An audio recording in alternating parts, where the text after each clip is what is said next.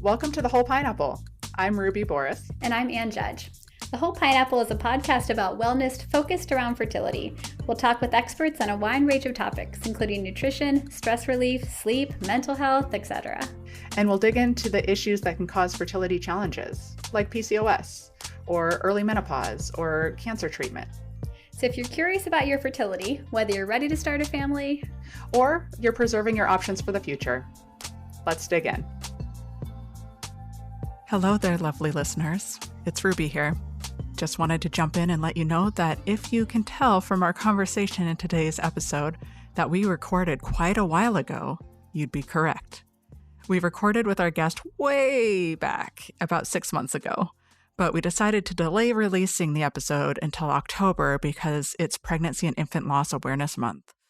We are talking about grief today, and we felt this conversation would be most helpful during a time when many of us could use a little extra support and TLC.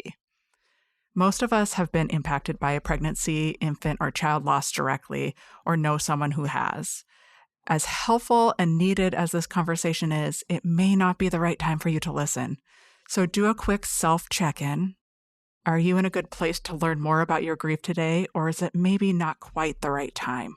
If it's not, no worries. Save this episode for later when you're better equipped to process it. Instead, you can take some time to listen to or watch something more lighthearted or do some self-care. The holiday episodes of The Office are my go-tos when things get heavy and I need a little pick-me-up. Whatever you need to do today is what you need to do today. You can catch back up with us later. The Whole Pineapple team is sending you all the love and support. X's and O's. Hi, this is Wendy Sloneker from the Heart Healing from Loss podcast, and you are listening to The Whole Pineapple. Ruby, I had my first patient interaction today, just now before this, where she asked if I was Ann Judge. And I said, yeah. She's like, oh, from The Whole Pineapple. I've been listening. Don't you feel special having your ultrasound with a celebrity today? So totally arrived. Yep. Yeah, it's happened to me a few times. So we were waiting for Ann. And it's funny because, we have our face literally plastered all over the clinic, so it's not like meeting somebody out in the real wild, like out at Target or something. But still, I got excited the first time I have. Hey, you're the podcast lady, right? I am the podcast lady. Well, if it ever does happen to me at Target, that would be extra creepy. So I don't think we're that level of famous. Does that depend on the aisle? Yeah, that's true. If you're wandering by the OPKs, maybe. I was about to say, if we're in the pregnancy test and ovulation kit aisle, it would make more sense. But I don't know why I'm in there. So that would be a bad idea for me. Oh my gosh. Well, if this is your first episode, Ann and I are your hosts. I'm Ruby Boris. Ann Judge. And Ann Judge. So we are here with Wendy. We're so excited to do this episode. It's a really important and it seems like a very heavy topic, but such a good thing to talk about because it's something that often gets pushed backwards. Ann, what are we talking about today? Yeah, we are talking about grief, and especially grief and recovery. That heavy things, once you lift them, that feels better, right? Like you want to lift it off of yourself. And so there's so much that plays into infertility, and infertility involves losses in so many different ways. And so we are really happy to have Wendy here. This is something that she's done for quite a long time, and we're excited to talk about what she does and how it relates to what we do. So grateful to be here with you and with everyone. Thank you for the invitation. Wendy is an advanced grief recovery specialist and coach. She's also the host of the Heart Healing from Loss podcast. So check that out. Lots of good things coming from her on that end. So Wendy, tell us, what is an advanced grief recovery specialist? I took some training in order to be able to use this title. I'm certified through the Grief Recovery Institute, which is based out of Bend, Oregon.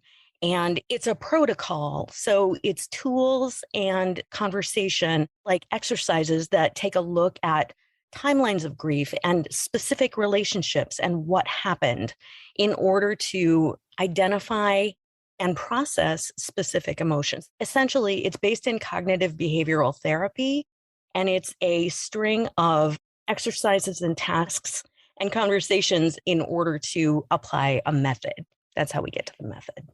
And for people that don't know, can you explain like what is cognitive behavioral therapy? Why is it so successful for people that may not have responded to other approaches?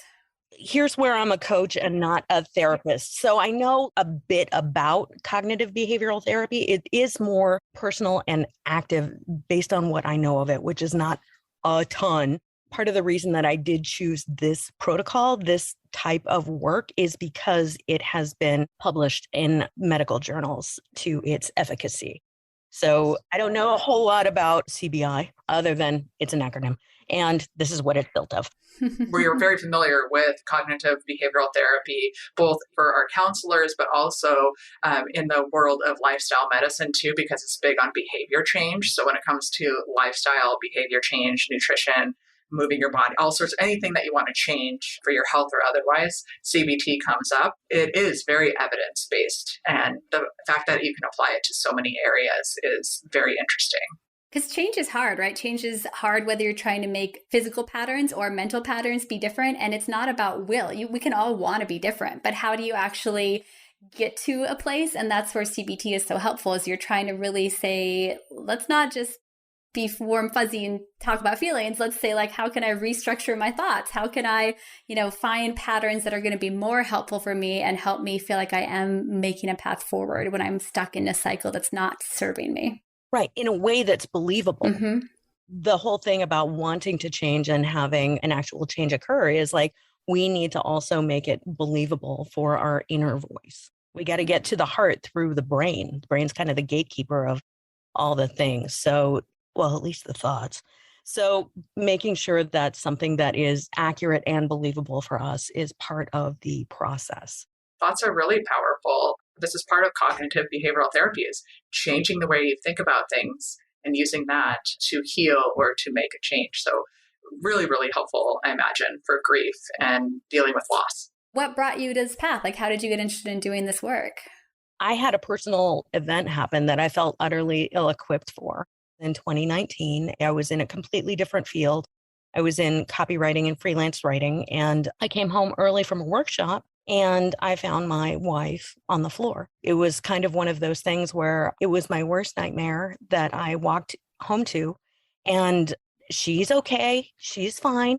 911, all the tests, the emergency. I guess my antenna were like way, way up for weeks and months after. And I just ended up feeling like I have got to find something to help me. And so what I actually first turned to when that happened in 2019 was I turned to end of life work. So I looked and got some training around end of life doula work and certification in that through University of Vermont. And then 2020 was going to be my year of like showing up at people's like bedsides and participating, and nope, not even with hospice.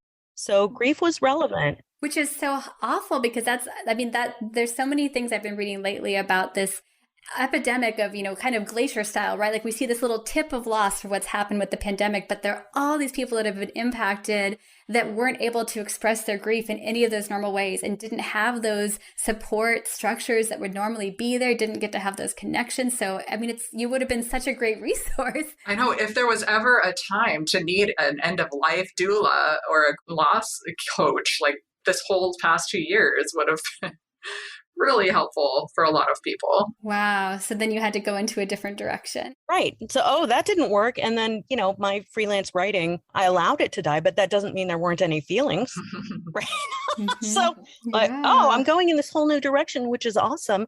And that's also kind of something that can be confusing about grief and loss. And that is that even good things, like perceivably good things, can cause conflicting feelings, and conflicting feelings can be a part of a sense of loss. So if grief isn't the word for you, like a sense of loss may be something else to try on, because it's not just about death. Yeah, and it's such a good point too, because a lot of people, when they think of infertility, if they're going through it or not, grief isn't often the first word that they think of in terms of the process itself. Like, yes, maybe if you had a pregnancy loss, a miscarriage, or a cycle that wasn't successful or something like that, sometimes people are more apt to label that with grief.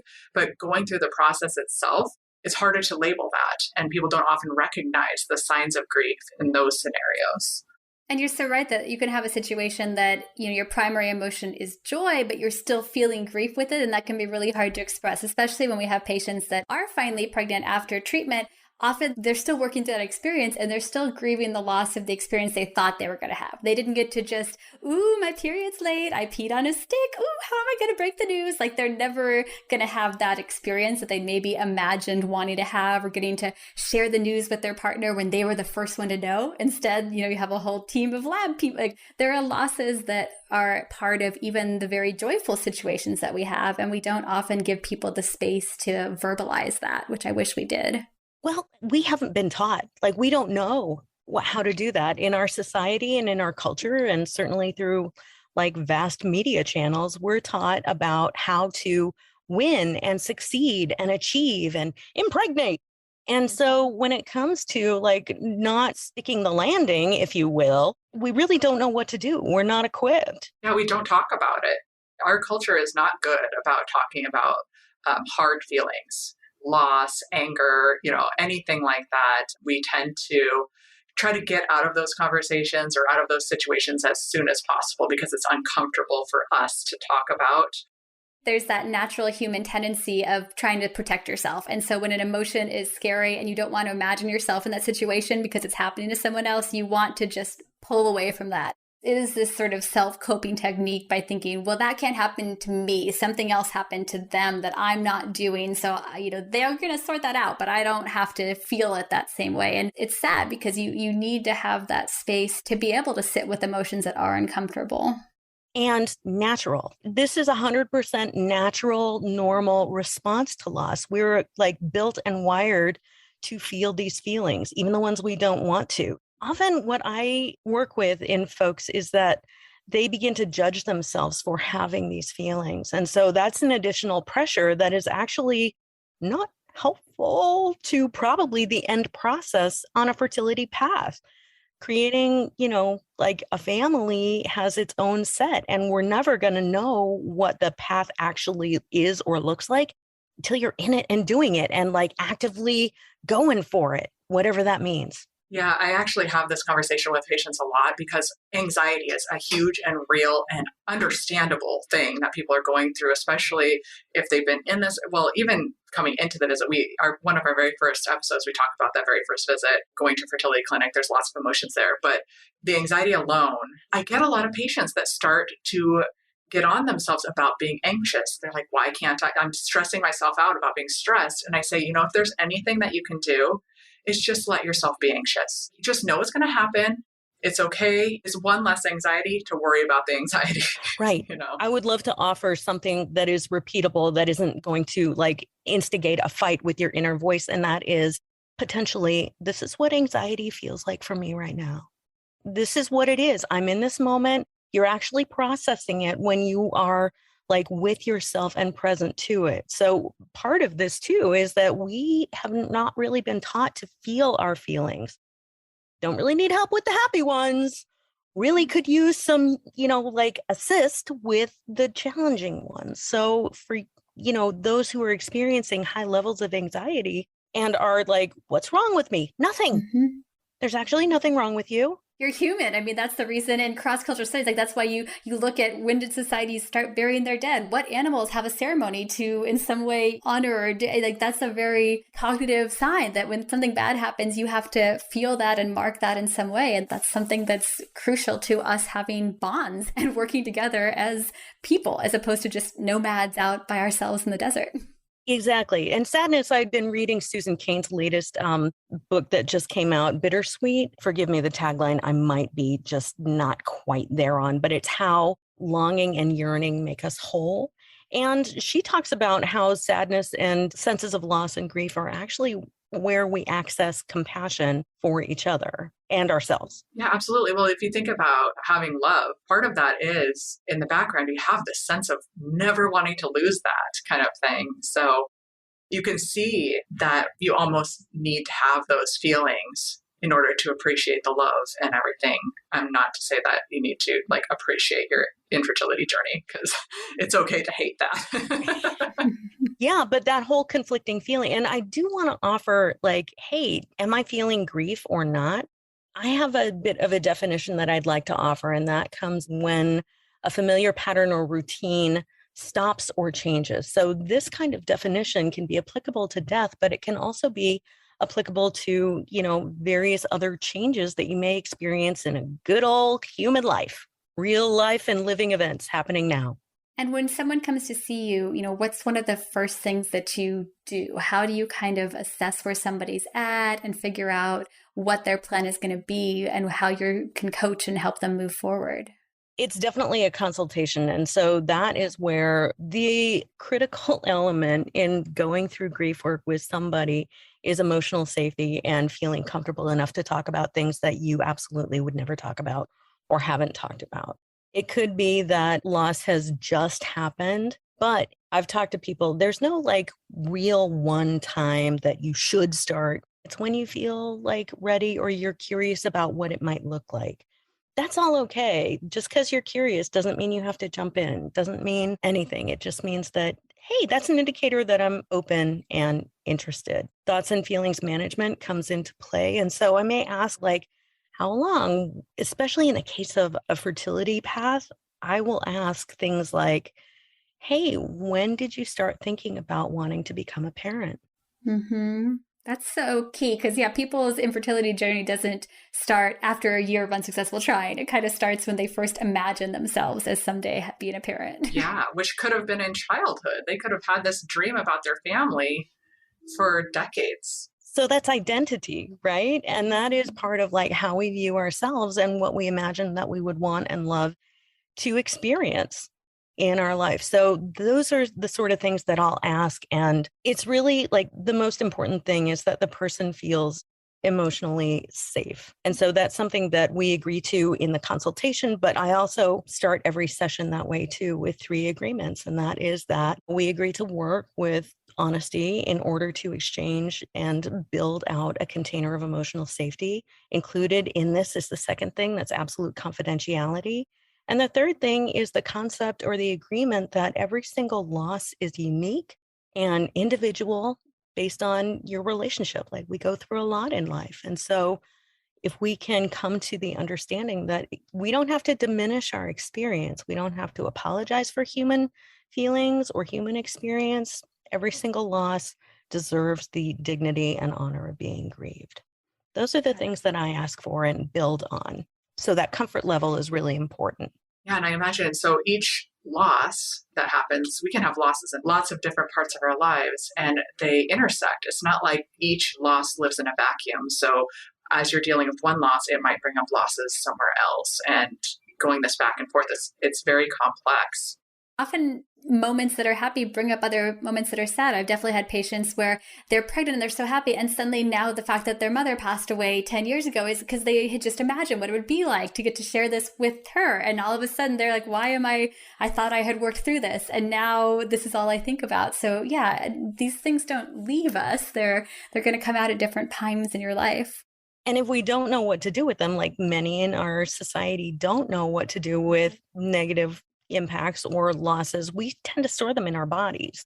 And so processing through that, like that results in a cumulatively negative, like sort of loss load, if you will, inside of us. And so we may find that when we are feeling activated or feelings are up, we might have more of a temper. We might have a different appetite. Our sleep may be impacted by loss just by what's, changing or what we're noticing. Like I'm thinking about my mom. And this is another thing, like if your mom, like if anything is sort of up that you thought you had worked through, I'm going to offer that maybe you did. And this is a new level based on new information and new space in life. I'm hopeful that these sort of offerings are going to be ones that can be sort of thought about and maybe practiced as a way of taking some pressure off, because that's the last thing. It's hard enough. Imagine a fertility path is hard enough. Yeah. Grief and loss, it's not linear either. So No. A lot of times you'll think you're past it, and then all of a sudden you're back to the anger stage. And it happens, and to allow yourself to be gentle with yourself, because this is not linear. It might make things easier if it was and more easy to plan, but it's just really not. Right. But the fact that that feeling has appeared is an indicator of something. And so just like, this is what anger feels like right now at this moment. And I'm in it. I'm right in it. Giving that permission. Yeah. And acceptance. Yep. That's me. That's mad. It took me a long time. I actually was not angry for a long, long time until I went into menopause. And then I felt real mad. A lot. Well, I tell patients a lot too, is like, this process is hard enough. And then we throw a bunch of hormones at you and see how you do. Like, here, let me jack up your estrogen level and see how you cope with this. Right. What a ride. And it's interesting too how cultural perceptions play in, because I don't want to get too much into stereotypes, but I do feel like because it's often not culturally acceptable for people that think of themselves as women to express anger, we have to be nice, we have to be caring. And so sometimes I think that is a little bit less likely to get expressed when, of course, you're angry about things that have happened to you. And we don't have as many good outlets for that. We're not always playing contact sports quite as rough and doing other ways to get those emotions out. And I wish there were more. Oh, didn't we talk with Jamie about the place where you can go and smash things? We really need to look into that. That should maybe be like our whole pineapple anniversary party. That would be fun. Mm-hmm. I have a niece who just went to a rage room and she got to smash glassware and appliances. Rage room, that's what they're called. Axe throwing, another option. I've got axe throwing. It just made me sad with myself. Us uncoordinated folks should not do the axe throwing.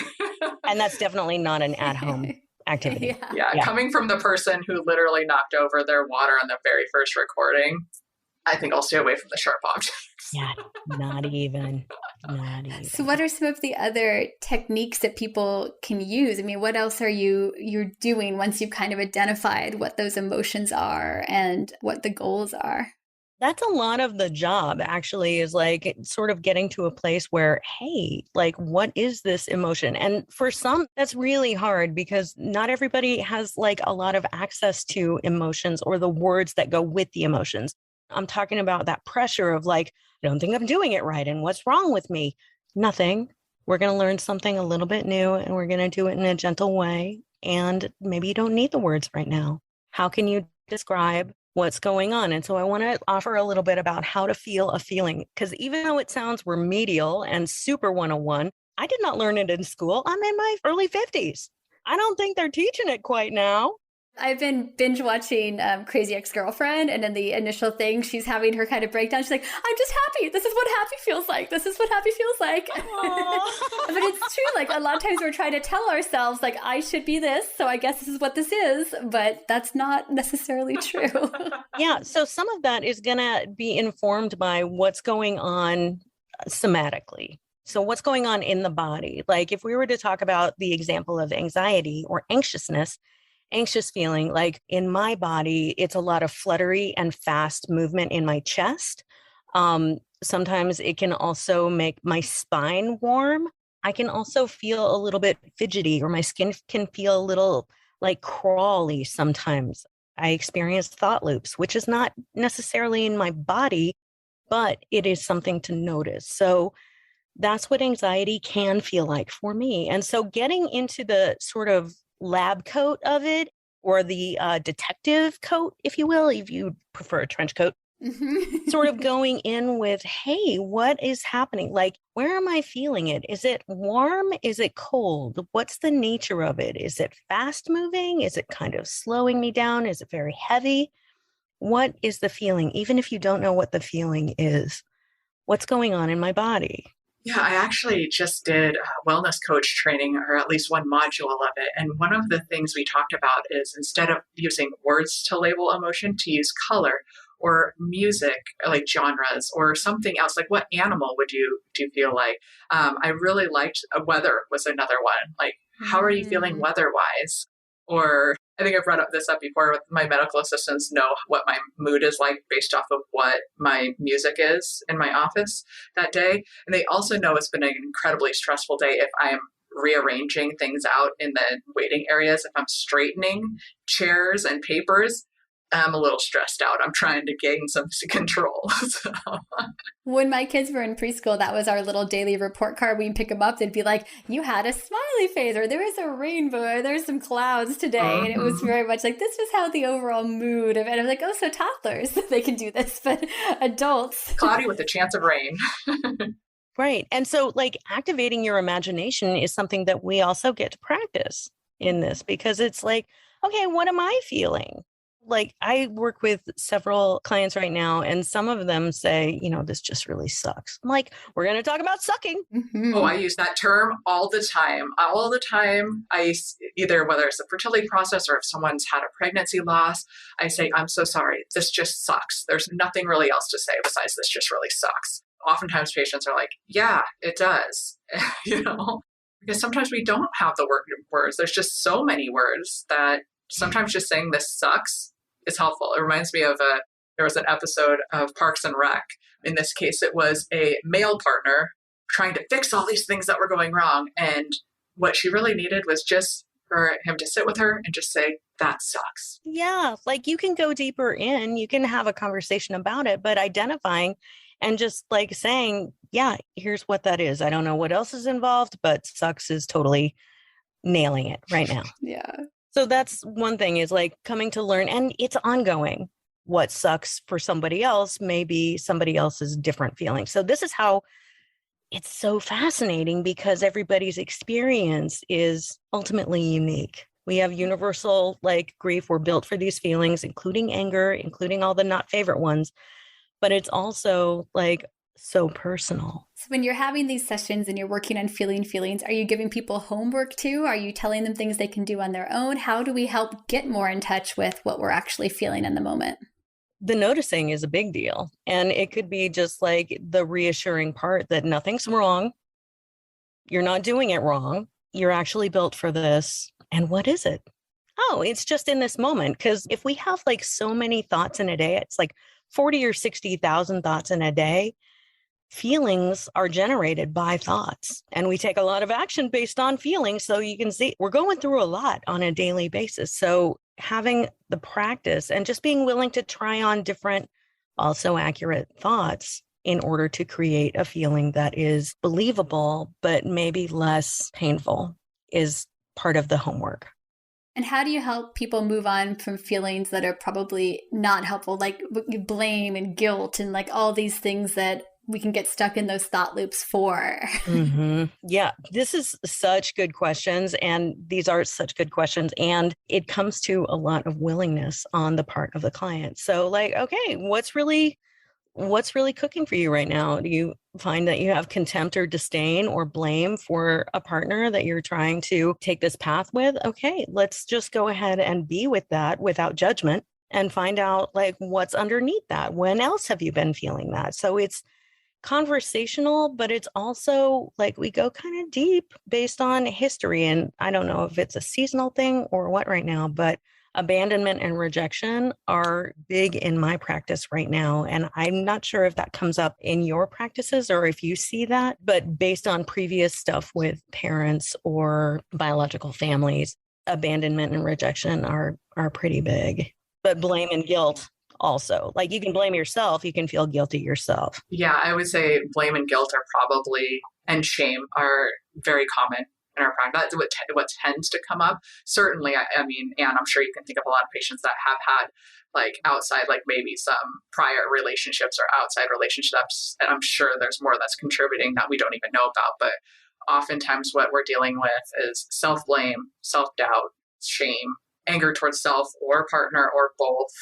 And there is still that stigma for a lot of people in talking about infertility. They feel like there's guilt, even like in layers going out and out. Like my mom is getting older and she really wanted to be a grandma. And every time we get together, she's asking me, when are the grandkids coming? And she doesn't know what I'm going through. So I shouldn't be mad at her, but she's making it worse for me. But yeah, there's so many levels to the concept of guilt.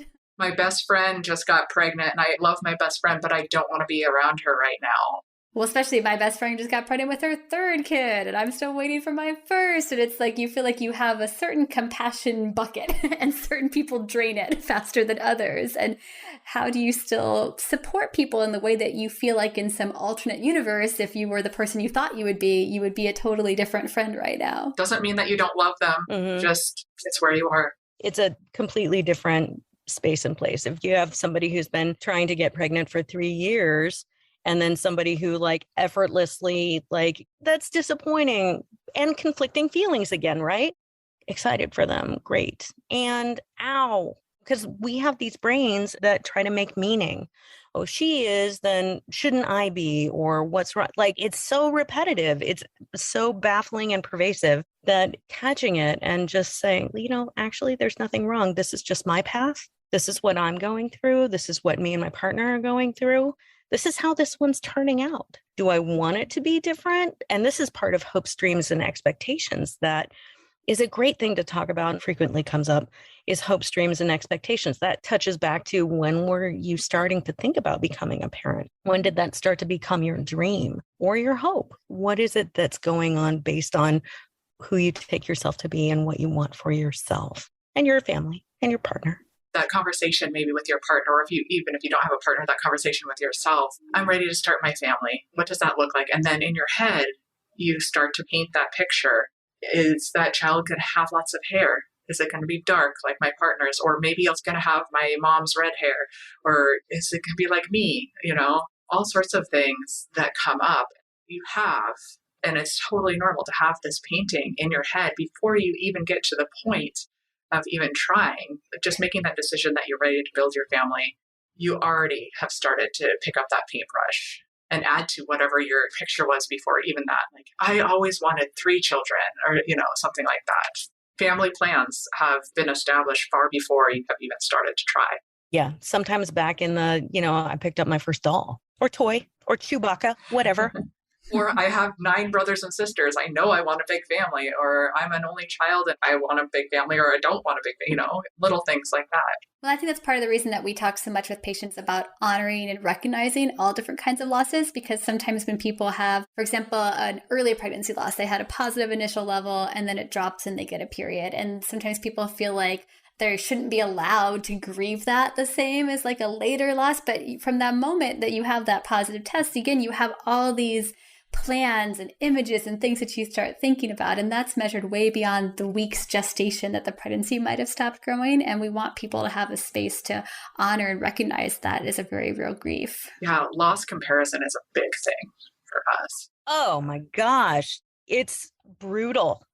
Nobody wins in loss comparison. Nobody is going to win that one ever. I've gone through it myself too. And I think I brought this up before, but my second pregnancy was a twin pregnancy. And right before I hit the second trimester, I lost one of the twins. And I do this for a living. I know what it is like to go through something like this, but even I was not immune from the feelings of, well, I'm still pregnant. I can't be sad because I'm still pregnant and other people have it worse off than I do. Or I have my one child already. I should just be happy with that. And it's like, no. You can still grieve. And that was also one of those complex emotions too, because I was pregnant, still pregnant with one, but also carrying this other one that I lost. Very, very, very hard and complex. So you just can't compare because you're your N of one. We like to say that a lot. It's like, you are you and what you're going through is valid. 100%. And I would say this is also valid for, the spouse or the partner or the person who's not carrying a pregnancy or trying to get pregnant. They're having a radically different experience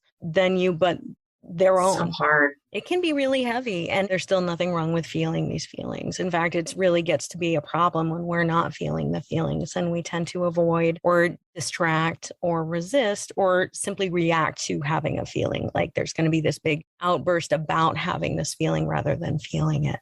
Yeah, that actually brings up a really good question. There's no wrong way to grieve, but what are some things that are not helpful or detrimental to your process?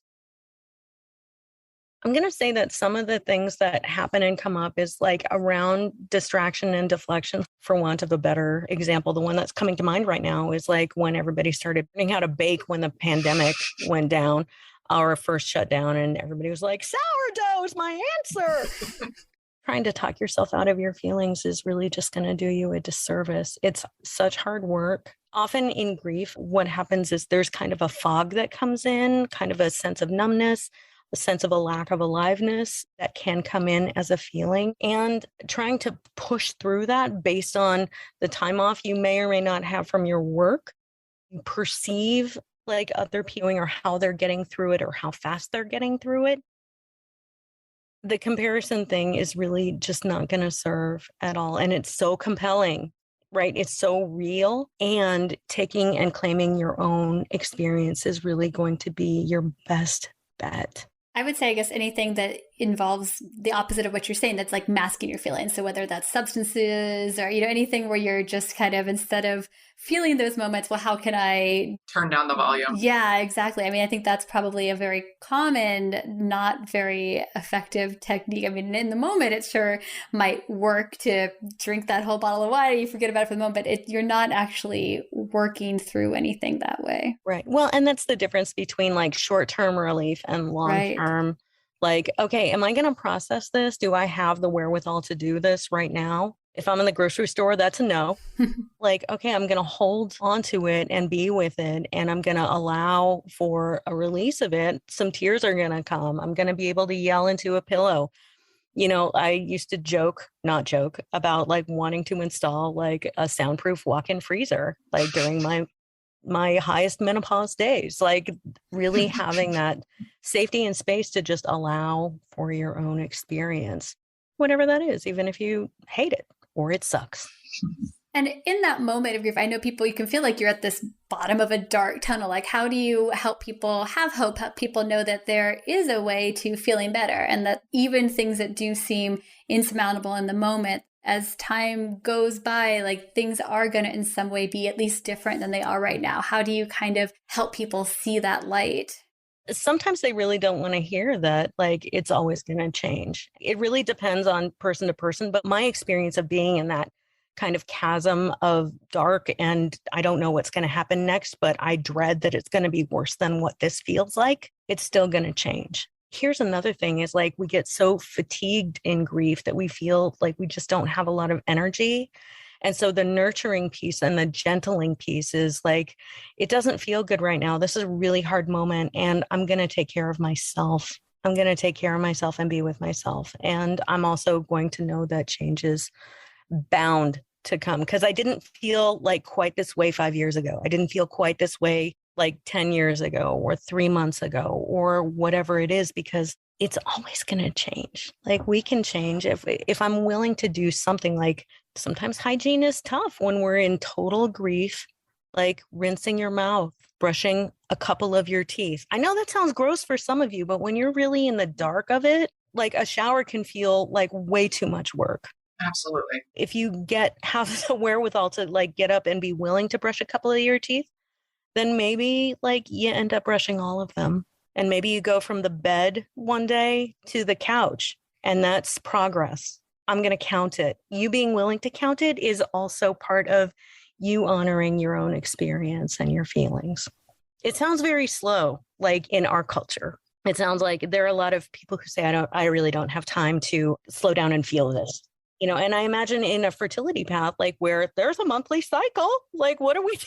Oh, yes. So as best as you can, in order to avoid grief buildup or loss buildup in our bodies and our stress systems, like I'm going to recommend like that, count the tiniest things that you're willing to do. Go ahead and count them, because that also can regulate your nervous system. Again, not a doctor, but would I prefer more dread and anxiety? Not really. Would I prefer like a calm demeanor and maybe a little bit more sleep that's easy to get? Totally. How do I work with myself? And so that's ultimately what grief work is about, is how do I work with myself through this season, this moment? And how many patients do you get that when you're having that conversation about a loss, an early pregnancy loss, one of the main questions is, when can I try again? Yep. How soon can I try again? I think that's almost like universal. But I feel like that's also coming from a place of hope. You don't want to be like, this is the end of my journey. You want to be like, okay, what is going to be my next step? And so a lot of what I think we're both talking about is reassuring people, okay, this is the medically soonest you could try again, but I'm not saying that's necessarily when you should, that there are many aspects that go into your body being able and willing to do this again. And the emotional piece is equally important as your uterus. Yeah, I definitely use the physical and emotional recovery. So physically, most people's bodies recover by X, but emotionally, it's different for everybody. Some people are like truly emotionally ready to jump back in the very next time they can. Other people need more time, and that's okay. And you only will know for you. And also, I've had people that are like, I'm done. I'm so done with this. Like, this is the last thing I'm going to do. This is the end of my journey. I can't do this again. And then they come back in a few months after they've kind of processed. So things change. And sometimes you feel like you want to jump right in too. And then people talk about it and they're like, I just really don't want to do that again. It changes. It really does. And every person's different, but I feel like it's very common. And as you said, that there's so many different levels of loss. I have a lot of patients as well where they have basically reached the end of treatment with their own eggs. They've kind of come to terms with that. And we talk about the idea of using donor egg. And it's what you brought up, Ruby. People like, I envisioned this child having my this and my that. And it's a lot of people in that moment say, well, then we're done. That's not what we want to pursue. And I'm amazed how many people do come back a year or so later because they've had more time to process. They've thought about it. Maybe they've looked into other paths for parenting and decided that actually maybe this would be a better fit for them, and they come back. But I think they really needed that time because you don't want somebody rushing into something that they're not emotionally ready to pursue. Otherwise, that's going to come up later, whether it's in pregnancy or when they have a toddler, they, are distraught that it doesn't have the hair color they'd imagine. None of us, even our biological children, are what we envisioned they were going to be. But I think people do have to process, and that timeline is so different for everybody. Right. Because I imagine, and based on some of my clients, that they feel like they're wasting their time if they're not actively trying. And that's, again, more pressure. But what if that time in healing is actually preparing your entire body and all of your systems for whatever's coming next when you're ready? Definitely. I think that's kind of our driving force for this podcast is how can you take care of yourself? Because that is so important to be ready if your goal is pregnancy. Right. That end goal in mind. It's hard to do. Giving yourself permission to take care of you is really hard. I struggle with it every day. I have a whole list of things that are ongoing running in my head of things that I need to do for other people and for my patients and for responsibilities and things like that. And at the end of the day, you need to really take that time and, okay, what can I do for myself today? I know. I think both of us are going to go home today and be like, what am I feeling right now? This is what angry feels like. I'm angry. That just totally brought up. So that week that we had kind of a challenging podcast week, like missed recordings and things happening. And we get on and we get home and I'm like, Anne's on the Peloton. I know. We're both working out at the same time. I'm like, I'm getting some Robin Arsone therapy right now. She's going to get me out of this. Mm-hmm. Yeah, it totally counts. I don't know a whole lot about a fertility path, but is every sort of like trial or procedure different? Does it behave differently? Completely. Yeah, that's what's I think so frustrating. Yeah, even people that have cycled, you could be doing the exact same medication protocol and that month the ovaries might respond differently. They might have a harder or an easier recovery. They might notice more hormonal changes. So, we always learn from a cycle, but there's individual variability, and even within the same person, there's a lot of cycle to cycle variability. And that's part of what can be so frustrating because people feel like, okay, well, at least I know what to expect now. No way. Yeah.